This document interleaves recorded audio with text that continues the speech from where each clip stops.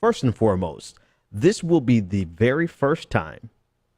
I'm almost 100% certain that this is the very first time I would have ever mentioned Hillary Clinton's health on my show. That's number one. The reason I have not mentioned Hillary's health on my show up until this point is because I don't do anything that I feel borders conspiracy theory. And until I can find some multiple sources, because not all sources are good sources all the time. A lot of sources become crappy sources when they get politically motivated.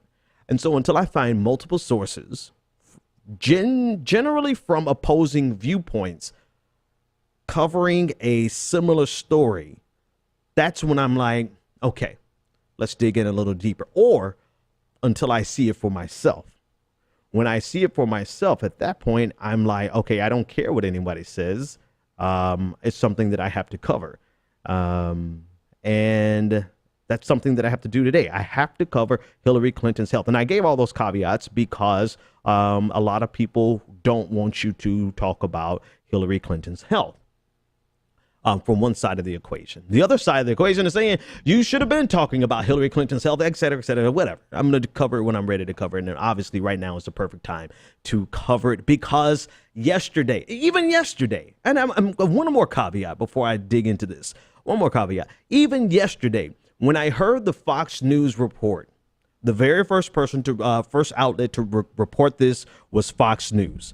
When I heard the Fox News reporter reporting on her health, the way he described it to me sounded like she broke her heel, and she fell because she broke her heel, because he put so much emphasis on his words, her heel being underneath the van and them having to recover her heel. This is how Fox News reported it. This was first thing yesterday morning, right? And when I heard that, I'm like, okay, this really could be she broke her heel. So even to the very end, I was skeptical until I saw the video. And I'm going to share the video with you today because if you see the video and you look closely, there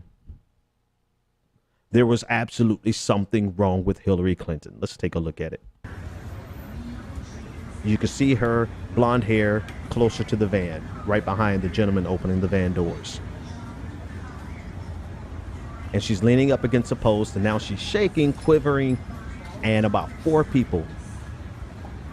She has essentially, yeah. The Benjamin Dixon Show is only... Yeah. Okay, that caught me again. Okay, but you watch the video, and to break it down, not that it needs breaking down, but she's leaning up against a post. And even leaning up against the post, someone is strong-arming her to support her to keep her from falling off the post. The Secret Service van pulls up, and Hillary attempts to make a move on her own, and she loses all of she can't walk. And she stumbles and almost becomes completely limp. Her body prostrates over, and they essentially have to throw her in the van to get her where she needed to go. About 5 or 6 people got involved at that point. Okay. So my first reaction when I saw this video was, damn it, they've given this election to Donald Trump. That's my initial reaction. And I'm sorry if I'm an ass and my initial reaction was not concerned for Hillary Clinton. I confess, my initial concern was not for Hillary Clinton's health. It was political. Damn it, they've nominated somebody who is too sick to run for office, and now they've handed this election over to Hillary Clinton. Now, all the well wishes in the world to Hillary Clinton. She needs to take care of herself. This is, you only have one life to live, and so you take care of yourself and your body, and don't overwork yourself. All right. All that being said, I was extremely upset because I felt as though the campaign and the Democratic Party had been hiding a sickness from us that, if exposed on this level, would put Donald Trump in the White House. And I'm sorry, one last thing I'm going to say. I would rather fight a protracted battle against Hillary Clinton's neoliberal economic policies and neoconservative hawkish foreign policy over the next 4 years than to fight Donald Trump's neoliberal economic policy, neoconservative foreign policy, and penchant for white supremacy nationalism, white nationalism. I would. If I had to pick, because this is where, if you fancy yourself to be a progressive, you're in a position where you essentially are picking your opponent, picking your opposition, right? And I would much rather fight against Hillary Clinton's move towards the right than Donald Trump's move towards the extreme right.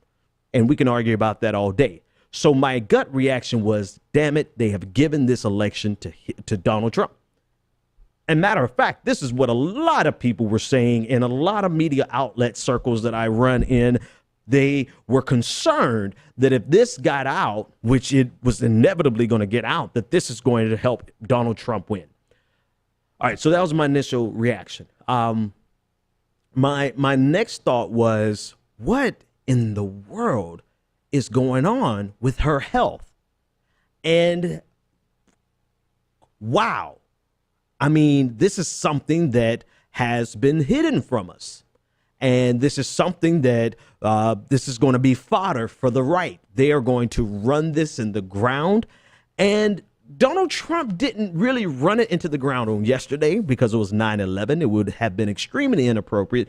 But today he did not run it in the ground because he realizes if he stays out of the way, the questions about Hillary Clinton's health can persist without the story turning to be about how much of a jackass Donald Trump is. So Donald Trump got smart because he wants this to have the biggest impact it possibly can. And in this case, the best scenario and path for him is to wish her well and to shut up. And that's exactly what Donald Trump did today. All right, so those are some of my reactions. Now, later on, and to be fair to Clinton's campaign. This is Clinton about an hour and a half later coming out of, I believe they mentioned that this was Chelsea's home in New York. Secretary Clinton, how are you feeling? How are you feeling? Hi. Great. What happened? It's a beautiful day in New York. And she's saying it's a beautiful day. Here comes a kid, obviously screened by the Secret Service.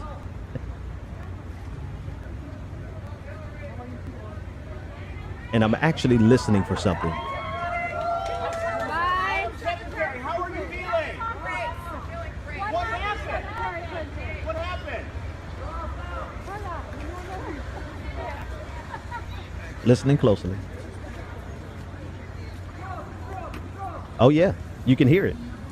Okay, you can hear it. What I was listening for was at the very end, you can hear jackass of the millennium, Martin Shkreli, the farmer bro who raised the prices of medication that was necessary for treatment of AIDS. He raised it by like 2,000%, something ridiculous. In the background, you can hear him yelling and trolling Hillary Clinton, yelling Trump, Trump, Trump. That's a whole different story, and not even a substantive story, but somebody said that you could hear it in the video, and I wanted to listen myself. So at the very end, if you rewind it, you can hear him saying Trump, Trump, Trump. What's important is, though, you see Hillary Clinton coming out looking like a brand new person, waving her hands, blah, blah, blah, blah. She looks, she says she feels great, et cetera, et cetera. All right. So her doctors came out later on that day and stated that Hillary has, and this is, again, because I've seen so many different reactions about this, because people are like, the first thing somebody accused me of was, joining in the witch hunt. And I'm like, you really haven't been watching my show, because if you had, that I have never talked about Hillary Clinton's health expressly because I don't believe it until I see it. I'm skeptical of everything, right? And then another group of people are like, well, it's no big deal. People work with, what her doctor says she had. The doctors came out later and said that she had pneumonia. And so, she had been diagnosed with pneumonia. She's been having these, and quite honestly, they are ridiculous coughing fits. Like, I mean, they have something I've never seen before. But uncontrollable coughing fits, diagnosed with pneumonia on Friday, and yesterday, they finally admitted that she had been diagnosed with pneumonia. Now, whether you want to believe she has pneumonia or not, that's totally up to you. I will say this much. When I needed a note from my doctor, it was never hard to get, right? Even if, whatever, not my current doctor, back in the day, Dr. So-and-so, I'm not talking about you. I'm talking about doctors before you. But when I needed a note from my doctor, I could get the doctor to, But anyway, but if you don't want to believe it's a pneumonia, what is it? You can go into the speculations. What I will say is that they have made something that was potentially benign tremendously suspect by not disclosing it. And for you who believe that this is something that should not be disclosed, here is the exact reason why it should have been disclosed. Because had it been disclosed on Friday, then her passing out on yesterday would have made instant sense. No one would have questioned. No one would have said, oh my God, Hillary has X, Y, and Z. And that has been the problem with Hillary Clinton's campaign the entire time. People are demanding that she has a level of privacy that has become a liability to her campaign.